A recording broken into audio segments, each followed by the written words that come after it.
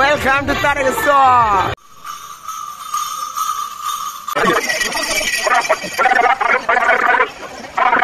এখানে ডালপুরি, কফি, ও এখানে বিস্কুট, এরকম বিস্কুট দিচ্ছে, এখানে কফি দিচ্ছে, জল, এরকম। আর কি চাই, আর কি চাই?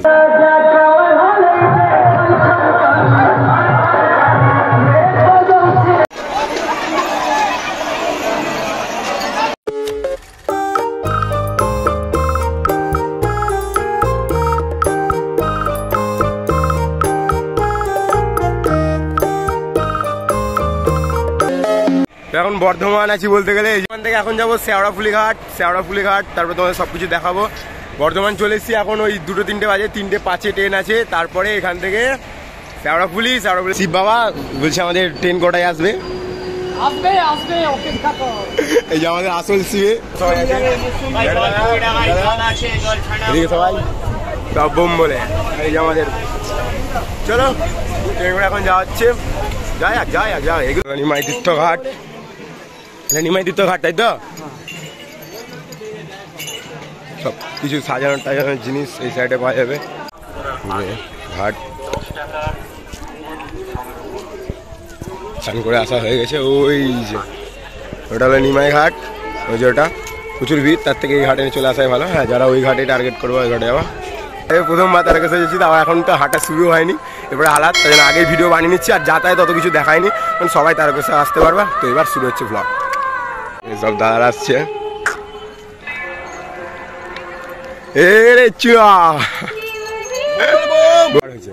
কবার এটা নিয়ে কবার চুল ঠিক করতে বলিনি, কবার এটা নিয়ে? 4বার, ফার্স্ট টাইম। সবাই এখানে 4-5 বার হয়ে গেছে।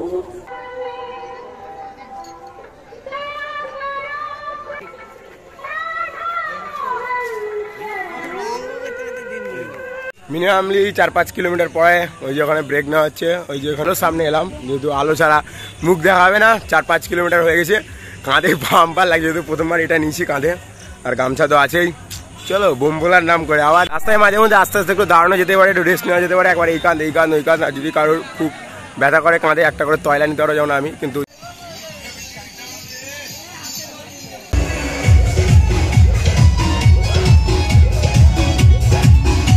মন্দির মাঝখানে পড়বে।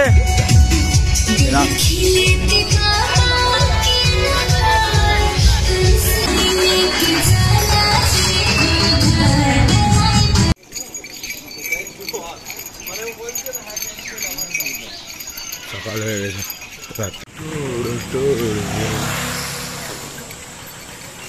রাত থেকে হাঁটতে একটু সকাল, পুরো সকাল।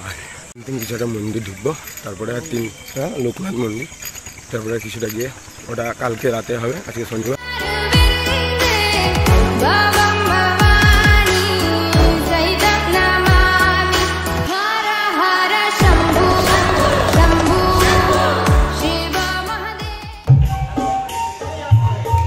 আরাধনা মন্দির দাও।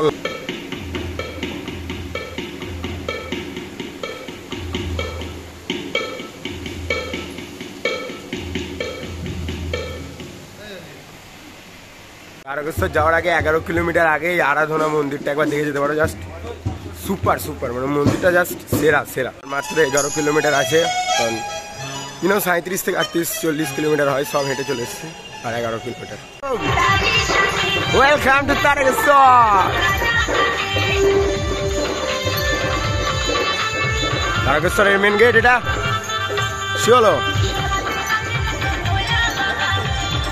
এরকম গান হলে চলে যাবো। আমরা জেডি না খেয়ে অ্যাকশন লেগে গেছে, জেডি না খেয়ে। এখন এই যে তারকেশ্বরের মেন গেট হয়ে গেছে। তাই বলে ও হাতটা ধরতে হবে, যদি আবার পড়ে যাই বলো।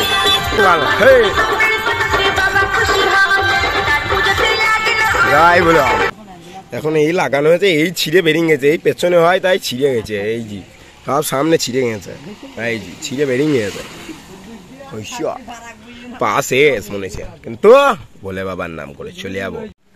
জীবনে চলার পথে সুখী দুঃখী আছে। তারকেশ্বর আর মনে হয় ওই 6 কিলোমিটার মতন পৌঁছে যাবো, কিন্তু তারকেশ্বর যাবো না, তার আগে একটা মন্দিরে যাবো।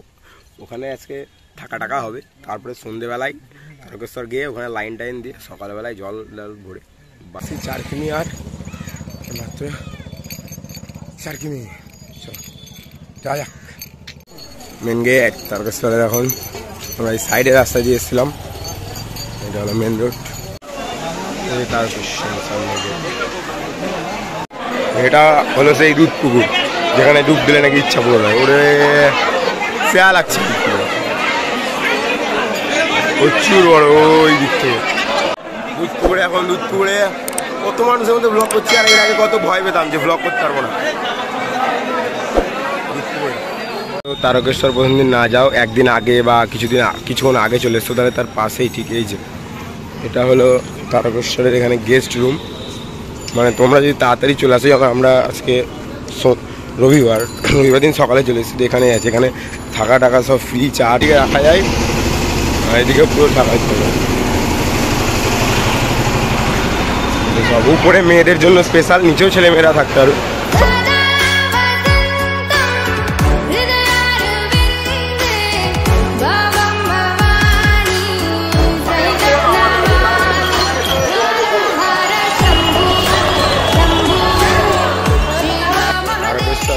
আছে সবই বাবার ভক্ত চারিদিকে, ওদিকে তো আরো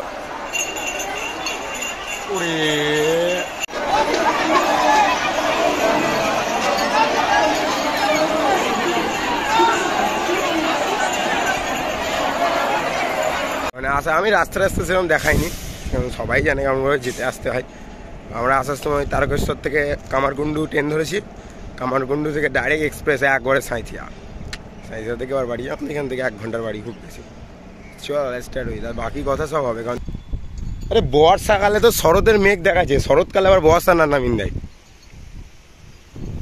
সাবাস, এদিকে ট্রেন এরকম করে না ঢুকে যায়, এর কোনো সাউন্ডই না, পেছন দিক দিয়ে ট্রেন চলে আসে একবারে শেষ হয়ে যাবো একবারে, কোনো সাউন্ডই নাই ট্রেনের, মনে হচ্ছে এত কাছে এসে সাউন্ড। ট্রেন বলে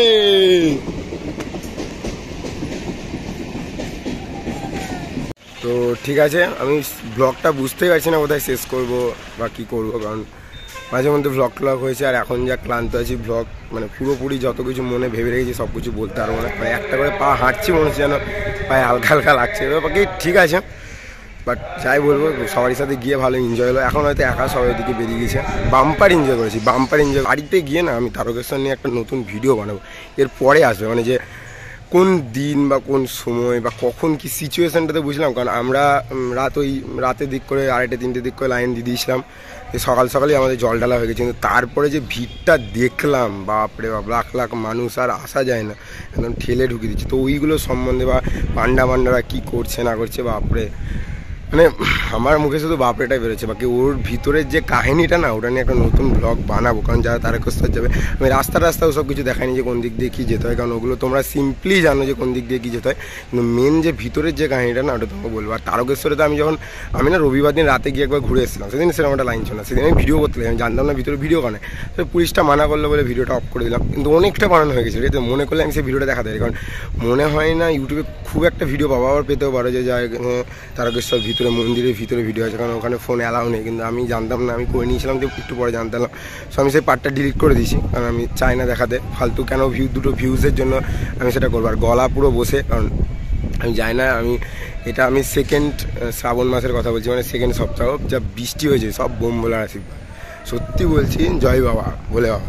মানে এত বৃষ্টি হয়েছে বলে শান্তি হয়েছে, খুব যে করার হচ্ছিল না। সকালবেলায় লাইন দেওয়া হচ্ছে 3টে থেকে 6টা পর্যন্ত টানা বৃষ্টি হয়েছে, কন্টিনিউয়াসলি বৃষ্টি হয়েছে। তারপরে কয়েকটা দারুণ কাহিনী আছে, যাওয়ার সময় বাস ধরা, তারপরে একজনের বাঘ চুরি হয়ে গেছিলো, একজনের বাঘ হারিয়ে গেছিলো, আবার সেই বাঘটা খুঁজে পাওয়া, মানে সেই শুরুতে হারিয়েছে, একদম শেষে এসে তারকেশ্বরে এসে পেলাম।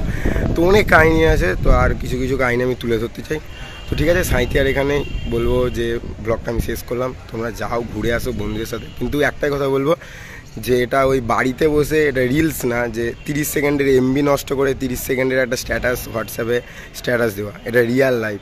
30 কিলোমিটারের বেশি হেঁটে, খালি পায়ে হেঁটে যেতে। তো এটা ওই রিলস লাইফ না, রিলস লাইফ থেকে বেরিয়ে রিয়েল লাইফকে এনজয় করতে হবে। বন্ধুদের সাথে যাও, মজা খাও, আর খাওয়া দাওয়ার তো কোনো ব্যাপার না, খাওয়া দাওয়া আনলিমিটেড খেতে পারো যত খুশি, সব কিছুই। আর বন্ধুদের সাথে গেলে কি মজা হবে, যেতে পারবে, একা একা অতটা যেতে পারবো না। হ্যাঁ, সে বিশাল বড় ভক্ত হলে আলাদা ব্যাপার, বাট আমাদের মতন ছেলেপেলে যারা প্রথম যাচ্ছে, সো আর কী কেমনভাবে যাবা না যাবা, আমার যেটুকু এক্সপিরিয়েন্স বা আমি যেটুকু বুঝতে পেরেছি তোমার কাছে তুলে ধরতে চাই। ওই ভিডিওটা আমি আশা করি, আমি চাইবো যে ভিডিওটা দেখো, পার্ট 2 আসছে, ভিডিওটা তোমরা দেখোই।